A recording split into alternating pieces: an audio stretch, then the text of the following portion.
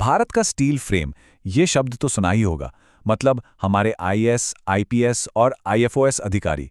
खैर, अब उन्हें राज्यों में भेजने का जो पूरा का पूरा सिस्टम था, उसे बदल दिया गया है। जी हाँ, केंद्र सरकार ने कैडर एलोकेशन की एक बिल्कुल नई पॉलिसी लागू कर दी है। तो आखिर क्या है ये नई नीति और इसे लाने की जरूरत ही क्यों पड़ी? चलिए इसी को समझते हैं। तो आज हम क्या क्या देखने वाले हैं? सबसे पहले तो समझेंगे कि ये कैडर का चक्कर है क्या। फिर देखेंगे कि जो पुराना जोनल सिस्टम था उसमें क्या दिक्कतें आ रही थीं। उसके बाद बात करेंगे इस नए अल्फाबेटिकल शफल की, जिसने पुराने सिस्टम की जगह ली है। फिर समझेंगे कि अब एलोकेशन की असल प्रक्रिया कैसे काम करती है। और आखिर में जानेंगे कि यह पूरा बदलाव गवर्नेंस के लिए इतना अहम क्यों है। तो चलिए सबसे पहले इसी पहेली को सुलझाते हैं। आखिर एक ऑफिसर को कौन सा स्टेट मिलेगा, ये बात इतनी ज्यादा जरूरी क्यों है हमारे गवर्नेंस की नींव के लिए? बहुत सिंपल शब्दों में अगर समझें तो कैडर एलोकेशन वो प्रोसेस है जिससे ये तय होता है कि ऑल इंडिया सर्विसेज के टॉप अधिकारी अपना पूरा करियर किस राज्य में काम करते हुए बिताएंगे। उन्हें एक स्टेट या एक जॉइंट कैडर दे दिया जाता है। मतलब एक बार जो कैडर मिल गया वो एक तरह से उनका परमानेंट एडमिनिस्ट्रेटिव होम बन जाता है।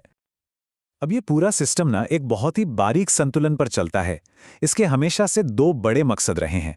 एक मकसद तो ये है कि ऑफिसर्स देश के अलग अलग हिस्सों में जाएं, अलग अलग कल्चर में काम करें। इससे क्या होता है?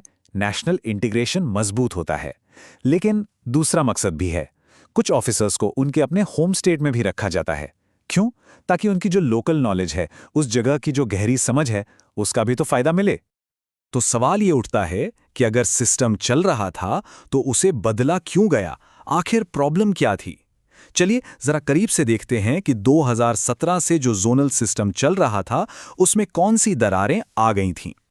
तो देखिए, जो पुराना सिस्टम था ना, वो 5 जोन्स पर आधारित था। पूरे देश के स्टेट कैडर्स को 5 जियोग्राफिकल जोन्स में बांट दिया गया था। कैंडिडेट को क्या करना होता था? पहले अपनी पसंद का जोन चुनो और फिर उस जोन के अंदर स्टेट्स की अपनी प्रेफरेंस लिस्ट दो। लेकिन हुआ क्या?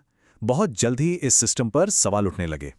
स्टेट गवर्नमेंट से लेकर कैंडिडेट्स तक सब शिकायत कर रहे थे।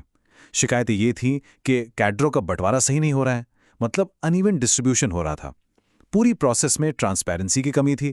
और सबसे बड़ी बात, बार बार ऐसा देखा जा रहा था कि एक ही रीजन के ऑफिसर एक ही जगह पर कॉन्सेंट्रेट हो रहे थे।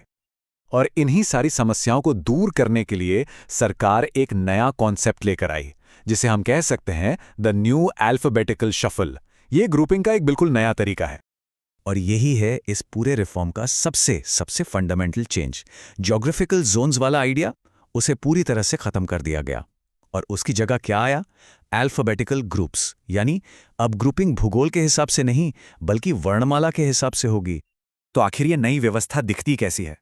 देखिए, डीओपीटी यानी department of personal and training के नोटिफिकेशन के हिसाब से अब सारे कैडर्स को अल्फाबेटिकल ऑर्डर में 4 ग्रुप्स में बांट दिया गया है। जैसे अगर आप ग्रुप आई देखें तो इसमें ए से शुरू होने वाले कैडर हैं एजीएमयूट, आंध्र प्रदेश, असम, मेघालय वगैरह। और इसी लॉजिक पर बाकी के 3 ग्रुप्स बनाए गए हैं जो आखिर में ग्रुप 4 में वेस्ट बंगाल पर जाकर खत्म होते हैं। चलिए, ग्रुप्स तो बन गए, लेकिन अब असल में एलोकेशन होगा कैसे? इस नई पॉलिसी के काम करने का तरीका क्या है, जरा वो भी समझ लेते हैं। यहां सबसे बड़ा जो चेंज है वो है रोटेशनल साइकिल सिस्टम का। अब इसको ऐसे समझिए, मेरिट लिस्ट में से ऊपर के 25 कैंडिडेट्स को लिया जाता है। जाहिर है जिसकी रैंक बेहतर उसे पहली चॉइस मिलेगी। अब इस साइकिल में सबसे पहले इनसाइडर वैकेंसी भरी जाती हैं, यानी वो लोग जिन्हें अपना होम स्टेट चाहिए। उसके बाद नंबर आता है आउटसाइडर्स का, और हाँ, इसमें बेंचमार्क डिसेबिलिटी वाले कैंडिडेट्स को प्रायोरिटी दी जाती है। और जो भी इस 25 की साइकिल में बच जाते हैं वो अगली साइकिल में चले जाते हैं। सिर्फ सिस्टम ही नहीं बदला, बल्कि इनसाइडर आउटसाइडर के जो नियम हैं उन्हें भी और कड़ा कर दिया गया है।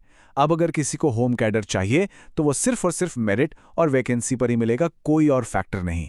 और कैंडिडेट को बकायदा बताना पड़ेगा कि वो होम स्टेट में काम करना चाहते हैं। ये अब मैंडेटरी है।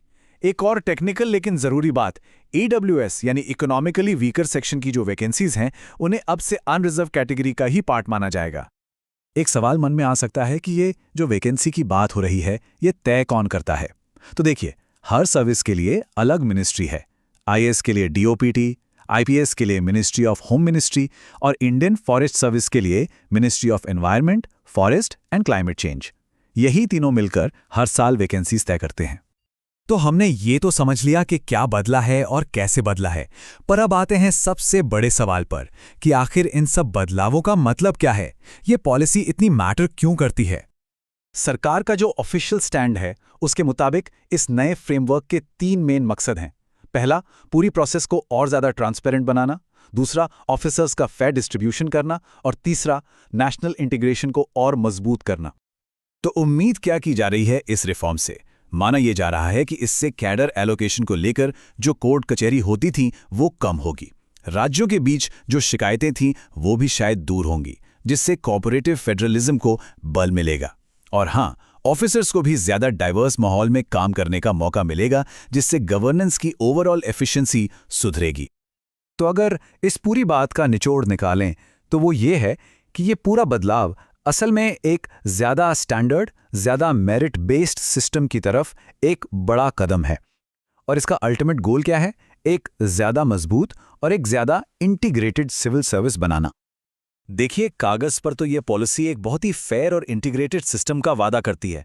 सब कुछ बहुत अच्छा लगता है, लेकिन सवाल तो आखिर में यही है कि क्या सिर्फ एक एडमिनिस्ट्रेटिव फेरबदल, एक पॉलिसी चेंज सच में जमीनी हकीकत को बदल सकता है? क्या इससे सच में नेशनल इंटीग्रेशन और कोऑपरेटिव फेडरलिज्म मजबूत होंगे? ये वो सवाल है जिसका जवाब हमें आने वाले वक्त में ही मिलेगा।